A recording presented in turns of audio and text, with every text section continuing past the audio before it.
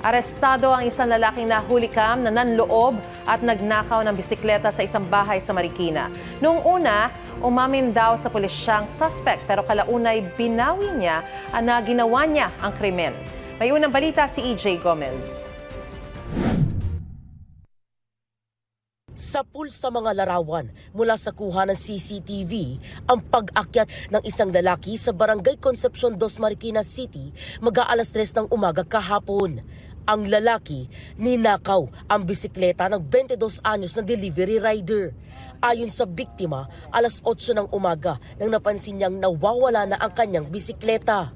Habang naghahanda po ako sa aking biyahe, pagkalabas ko po ng aming garden, nawala na po yung bike ko. CCTV, so chinek namin. Bale, umakyat siya dito sa aming bakuran at agad na binuksan yung gate. Mabilis. Nag-report sila sa pulis na nagpapatrolya sa lugar. Inikutan ng pulisya at biktima ang kalapit na mga kalsada ng pinagnakawang bahay. Namataan nila sa kahabaan ng lugar na nandun nga yung kanyang bike, lulan yung ating suspect. So nagsisigaw sila na magnanakaw. At siyempre po, nagulantang siguro yung lalaki, pumasok siya sa isang bakanting lote. Yung ating suspect actually, nag-camouflage siya dun sa mga damuhan. Ayun, nakita ko yung bike ko na wala na yung bag ko ng pan-delivery. Napalitan na ng yellow crate na pang-kalakal actually. Tapos nung pagbaba na namin, doon na kaagad na aresto. Tugma ang damit ng lalaki sa suot ng taong nag-akyat bahay at nakunan sa CCTV. Umamin daw ang suspect sa krimen ayon sa pulisya.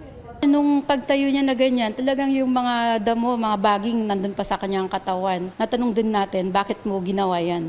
Sabi niya, mag-iipon lang siya para may magamit din siya sa pangangalakal din. Pero nang tanungin siya, Hindi po ako yun, hindi po ata kita yung mukha nun eh. sino po yun, sir? Hindi ko po alam. Hindi siya sumagot kung bakit siya nagtago sa bakanting lote. Sa korte na lang po magsasalita, ma'am. Pasensya na po. Pasensya na. Sa records ng pulisya, labas-masok ng kulungan ng sospek dahil sa mga insidente ng pagnanakaw. Ayon sa sospek, nakulong siya noong Oktubre dahil naman sa illegal gambling at nakalaya noong Nobyembre.